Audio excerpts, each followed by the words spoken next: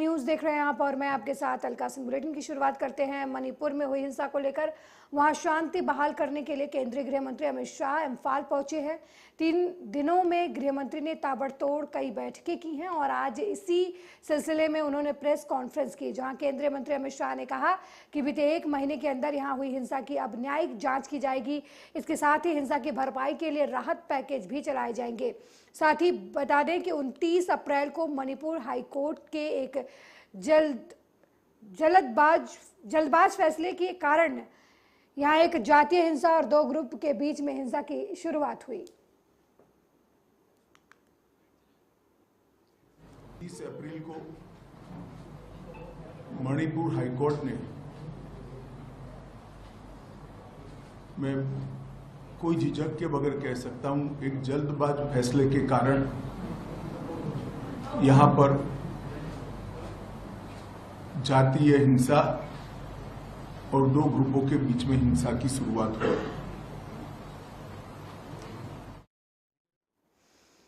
तो मणिपुर हिंसा से प्रभावित जगह पर गृह मंत्री अमित शाह की तरफ से 3 दिवसीय लगातार ताबड़तोड़ दौरा किया गया। इस दौरान भारत सरकार के न्यायिक आयोग से जांच कराए जाने की, इस हिंसा को लेकर बात कही। वहीं गृह मंत्री अमित शाह ने ऐलान किया है कि जो मणिपुर हिंसा प्रभावित लोग हैं उनके लिए अलग अलग तरीके के पैकेज चलाए जाएंगे। साथ ही मणिपुर हिंसा की जांच की बात भी भारत सरकार द्वारा न्यायिक आयोग से कराए जाने की बात कही गई है। आपको बता दें कि मणिपुर हिंसा के बाद से लगातार गृह मंत्री अमित शाह की तरफ से मणिपुर के हालात का जायजा लिया जा रहा है। खुद गृह मंत्री अमित शाह मणिपुर पहुंचे हैं, वहां लोगों से मिल रहे हैं, हालात जानने की कोशिश कर रहे हैं और हिंसा प्रभावित लोगों से मिलकर उनके राहत पैकेज की बात जो है वो अमित शाह की तरफ से की गई है। इनकी तरफ से मणिपुर हिंसा को लेकर प्रेस कॉन्फ्रेंस की गई, जिसमें कहा गया कि हिंसा की न्यायिक जांच की जाएगी।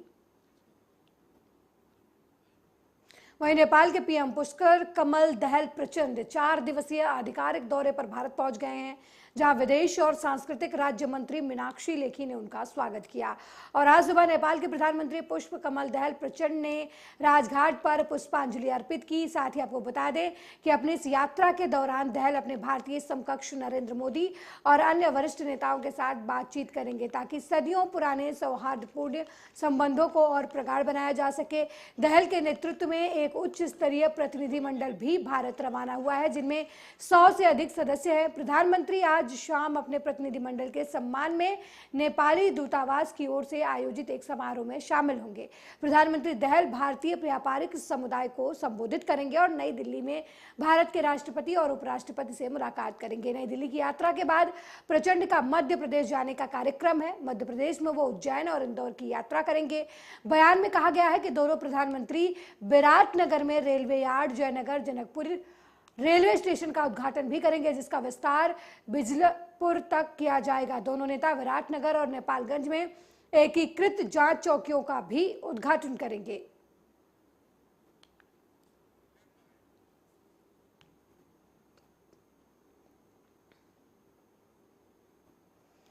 वहीं केंद्रीय मंत्री अनुराग ठाकुर आज सुबह महाराष्ट्र पहुंचे, जहां केंद्र सरकार के 9 साल पूरे होने पर केंद्रीय मंत्री ने सिद्धिविनायक मंदिर में पूजा अर्चना की। उन्होंने कहा कि प्रधानमंत्री नरेंद्र मोदी के नेतृत्व में देश आगे बढ़ रहा है। इसी बीच अनुराग ठाकुर ने मॉर्गन स्टैनली की रिपोर्ट का भी जिक्र किया, जिसमें इस वित्त वर्ष में भारत की 7.2% बढ़ने की उम्मीद है जीडीपी। दरअसल मॉर्गन स्टैनली की रिपोर्ट में कहा गया है कि इस साल भी भारत की विकास दर विश्व में सबसे ज्यादा होगी। शानदार 9 वर्ष पूरे हुए हैं और सिद्धिविनायक जी के मंदिर में जहां हम लोग आशीर्वाद लेने आए हैं, वहीं पर आभार भी प्रकट करने आए हैं, क्योंकि आशीर्वाद सबका रहा, जहां एक और भगवान का, वहीं पर दूसरी ओर जनता का। तो मोदी जी के नेतृत्व में लगातार देश आगे बढ़ा है और पिछले कल भी जो मॉर्गन स्टैनली की रिपोर्ट आई, उसमें भी भारत के बारे में जो कहा गया, भारत की अर्थव्यवस्था के बारे में जो कहा गया है, 7.2% की दर से वित्तीय वर्ष 2023-24 में बढ़ने की उम्मीद है। दुनिया भारत में उम्मीद रखती है। They have a hope in India and India's leadership.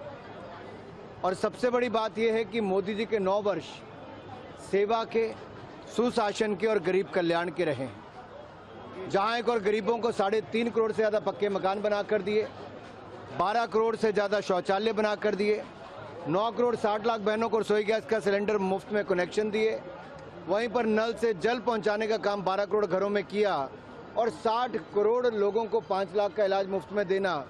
जो सोचा ना था कांग्रेस के ज़माने में, जो कभी सोचता भी नहीं था कांग्रेस के लोग, उनकी नीतियां भी नहीं थी और नीयत में भी खोट था, वो मोदी जी की सरकार में गरीबों की भलाई के लिए हुआ है।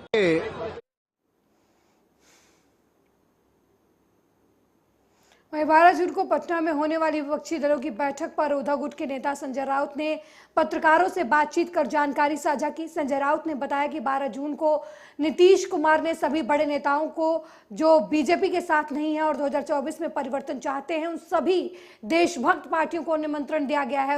उसमें उद्धव ठाकरे और पवार साहब भी हैं। संजय राउत ने पटना जाने के बारे में भी संकेत दिए।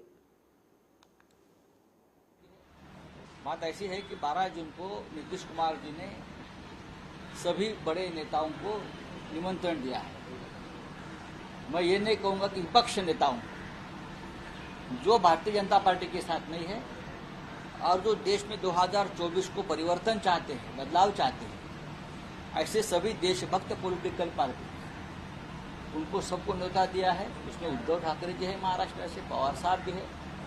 तो मुझे लगता है हम पटना जाने के बारे में सोच रहे हैं। तो 12 जून को पटना में सभी विपक्षी दल के नेता इकट्ठा हो रहे हैं। आपको बता दें कि पटना में नीतीश कुमार की तरफ से लगातार प्रयास किया जा रहा है कि विपक्षी दल इकट्ठा हो और 2024 के चुनाव को लेकर रणनीति बने। इसी को लेकर संजय राउत की प्रतिक्रिया आई है। उन्होंने कहा है कि पटना में सभी देशभक्त पार्टियों को निमंत्रण दिया गया है जो 2024 में मोदी को रोकना चाहते हैं। उन्होंने कहा कि वो पटना जा सकते हैं।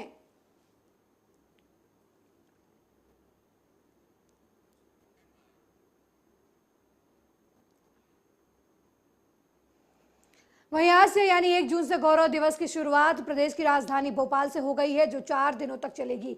इसी के साथ सूबे के मुख्यमंत्री शिवराज सिंह चौहान ने दुर्गा कॉलोनी वार्ड नंबर 7 का दौरा किया और स्वच्छता अभियान में भाग लिया। इस दौरान मुख्यमंत्री शिवराज ने कूड़ा उठाकर कूड़ा गाड़ी में डालते हुए भी शिवराज नजर आए। सामने आए वीडियो में शिवराज सिंह पार्षदों और महापौरों की मौजूदगी में कूड़ा उठाकर कूड़ा गाड़ी में डाल दिया। इसका वीडियो भी सामने आया है। तस्वीरों में आप देख सकते हैं मुख्यमंत्री ने अपने हाथों से ग्लव्स पहने और कूड़े से भरे बाल्टी को उठाया और कूड़ा गाड़ी में डालते हुए नजर आ रहे हैं। गौरतलब है कि गौरव दिवस में नगर निगमों के महापौर और नगर पार्षद पंचायतों के अध्यक्ष इसमें बढ़ चढ़कर हिस्सा ले रहे हैं। तस्वीरों में आप देख सकते हैं कि खुद मध्य प्रदेश के सीएम शिवराज सिंह चौहान हाथों में ग्लव्स पहने और कूड़े की बाल्टी उठाकर नगर निगम की कचरा गाड़ी में कचरा फेंकते हुए नजर आ रहे हैं। इस दौरान तमाम पार्षद और महापौर भी मौजूद नजर आए। आपको बता दें कि गौरव दिवस पर स्वच्छता अभियान में हिस्सा लिया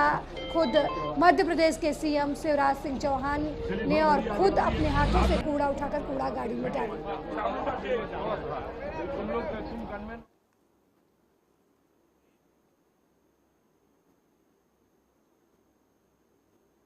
और दिल्ली हाईकोर्ट में प्रगति मैदान के पीछे जनता कैंप रेलवे नर्सरी में बसी झुग्गी को हटाने का आदेश दिया है।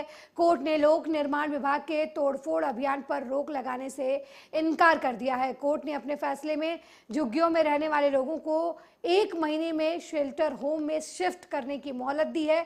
वो अभी तक अब प्रगति मैदान में पास में ध्वस्तीकरण अभियान का आगाज कर दिया। दरअसल बता दें कि प्रगति मैदान के पास बसी झुग्गियां गिराने और हटाने का आदेश दिया है।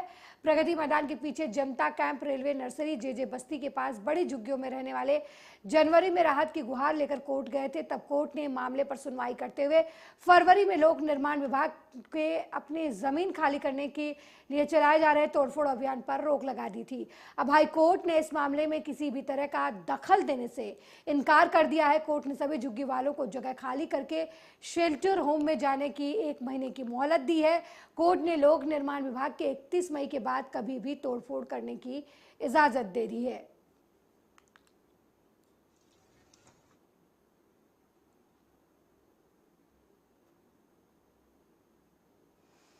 वहीं रायबरेली से आगजनी की खबर सामने आई है, जहां गैस लीक होने की वजह से आग लग गई और घर में रखा सारा सामान जलकर खाक हो गया। मामला उचार थाना इलाके के बहेरवा गांव का है, जहां पर यहां के रहने वाले शिवशंकर अग्रहरी के बेटे की 3 जून को शादी थी। इससे पहले घर पर रामायण का आयोजन हुआ था। रात को अतिथियों के लिए भोजन बन रहा था। इसी दौरान गैस लीक होने की वजह से आग लग गई और घर में रखा शादी का सामान धू धू कर जलने लगा। इसी बीच एनटीपीसी की फायर यूनिट मौके पर पहुंची और किसी तरह आग पर काबू पाया।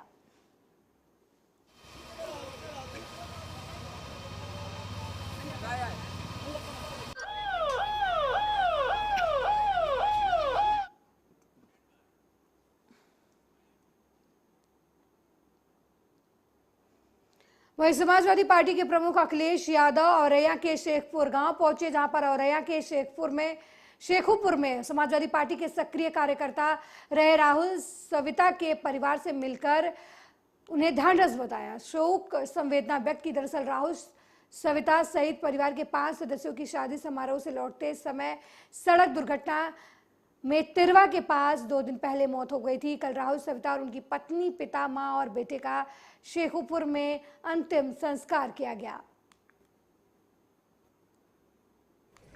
मैं धन्यवाद दूंगा और पहले दिन ही जब उन पर मुकदमे दर्ज हुए थे उस समय भी हम लोगों ने ये कहा था कि न्यायालय उनके साथ न्याय करेगा और बधाई देता हूँ। और मुझे उम्मीद है जितने भी झूठे मुकदमे उन पर लगे और जितने भी उन पर मुकदमे लगे वो सरकार ने लगाए, न केवल उन पर बल्कि समाजवादी पार्टी का चाहे इरफान है या और विधायक हैं, पूर्व विधायक हैं, उन सब पर झूठे मुकदमे लगे।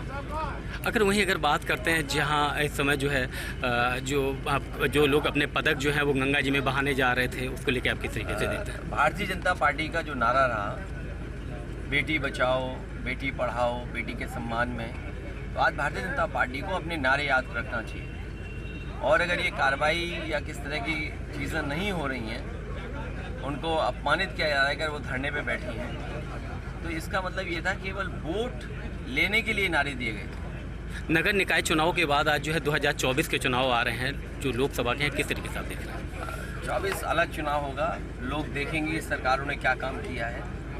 बेरोजगारी चरम सीमा पर है, महंगाई चरम सीमा पर है, इससे ज़्यादा न्याय नहीं हो सकता। लोगों के साथ भेद।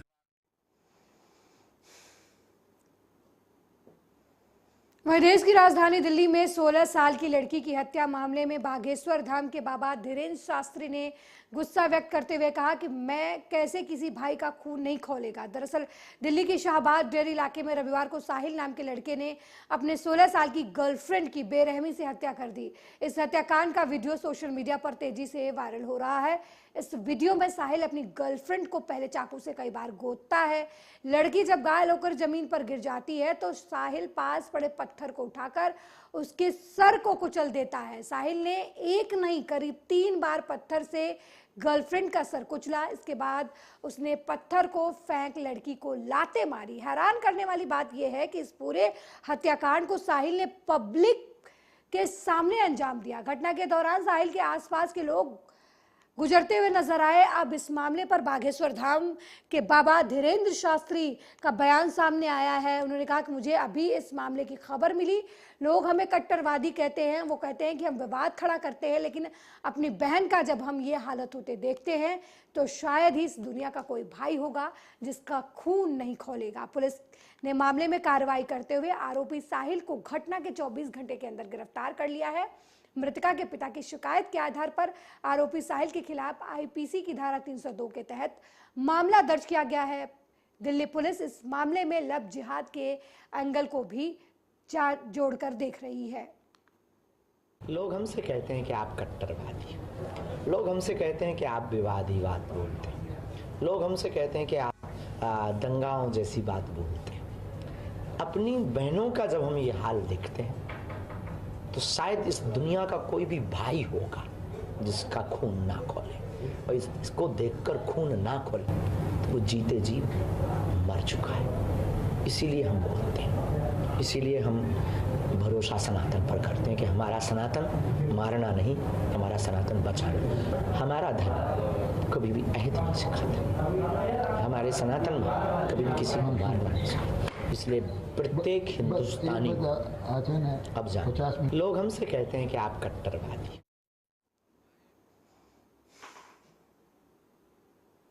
वहीं उत्तराखंड के मुख्यमंत्री पुष्कर सिंह धामी ने व्यावसायिक कॉरिडोर की योजना शुरू करने के लिए पीएम मोदी को धन्यवाद दिया। उन्होंने कहा कि मैं प्रधानमंत्री को राष्ट्रीय स्तर पर व्यावसायिक कॉरिडोर बनाने की योजना प्रारंभ करने के लिए धन्यवाद करना चाहता हूं। इस कॉरिडोर को बनाने के लिए हमने 1000 एकड़ जमीन हस्तांतरित कर दी है। जल्द ही 410 करोड़ रुपए की धनराशि भारत सरकार की तरफ से मिलेगी।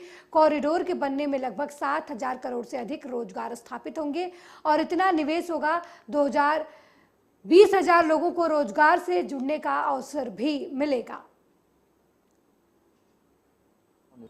आदरणीय प्रधानमंत्री नरेंद्र मोदी जी का धन्यवाद करना चाहता हूं कि उन्होंने जो राष्ट्रीय स्तर पर कॉरिडोर व्यावसायिक जो कॉरिडोर बनाने की योजना प्रारंभ की है, उस योजना में अमृता कोलकाता कॉरिडोर के अंतर्गत हमारे यहाँ पर खुरपिया फार्म में 1000 एकड़ जमीन इस कॉरिडोर के लिए हमने उसको हस्तांतरित कर दी है कॉरिडोर बनाने के लिए। जल्दी ही 410 करोड़ रुपए की धनराशि भारत सरकार से मिलेगी और इस कॉरिडोर के बनने से लगभग 7000 करोड़ से भी ज्यादा का यहाँ पर रोजगार स्थापित होगा और इतना निवेश होगा। इसके साथ साथ 20,000 लोगों को रोजगार से भी जुड़ने का अवसर भी मिलेगा। आदरणीय प्रधान, वहीं इंदौर गौरव दिवस पर शाम को रंगारंग कार्यक्रम का आगाज हुआ। शहर में सुबह से ही अहिल्या जन्मोत्सव पर अलग अलग कार्यक्रम आयोजित किए गए। इन कार्यक्रम में शामिल होने के लिए मुख्यमंत्री शिवराज सिंह चौहान भी पहुंचे और समारोह में विशिष्ट व्यक्तियों को इंदौर गौरव सम्मान भी प्रदान किया गया। इसके बाद लेजर शो का आयोजन किया गया। वहीं सीएम शिवराज ने कहा कि सीएम मध्य प्रदेश की धड़कन है, लेकिन मध्य प्रदेश का दिल है इंदौर। उन्होंने कहा कि गौरव दिवस कार्यक्रम को इंदौर में सही ढंग से मनाया गया।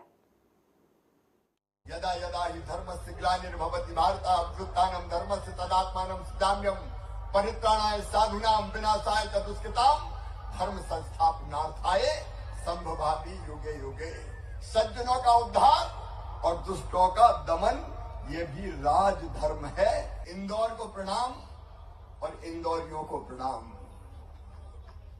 मध्य प्रदेश देश का दिल है, लेकिन मध्य प्रदेश के दिल की धड़कन है इंदौर।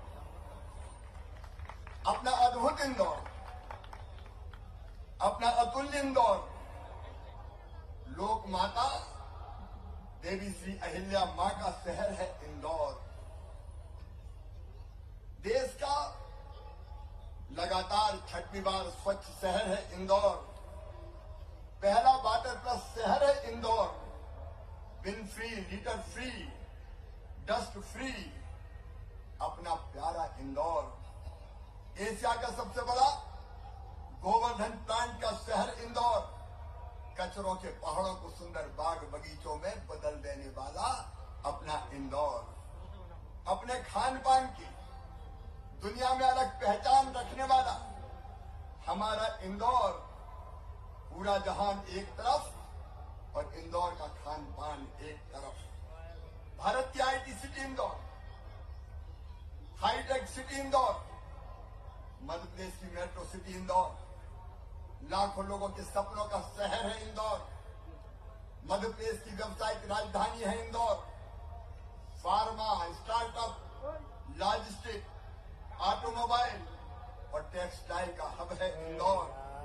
दानदाताओं और समाज सेवियों का शहर है इंदौर। जन भागीदारी का जीता जाता उदाहरण है इंदौर। एक बार जो ठान ले वो करके दिखा देता है इंदौर। उत्सव प्रेमी, कला प्रेमी, संस्कृति प्रेमी, मालवा का मुकुट मणि है इंदौर और मध्य प्रदेश का गौरव है इंदौर। इसलिए इंदौर को प्रणाम और इंदौर की जनता को प्रणाम। मेरे प्रिय बहनों और भाइयों, मैं आप सबको बधाई देता हूं। गौरव दिवस को सही स्पिरिट में मनाने का फैसला किया तो इंदौर ने किया और 7 दिन से लगातार समाज के सहयोग से यहाँ अलग अलग कार्यक्रमों का आयोजन हो रहा है। इंदौर सपनों का शहर है, सपनों को साकार करने का शहर है। इंदौर संकल्प को सिद्धि में बदलने वाला शहर है और इसलिए इंदौरियत को एक बार फिर से प्रणाम। यदा यदा ही धर्मस्य ग्लानि।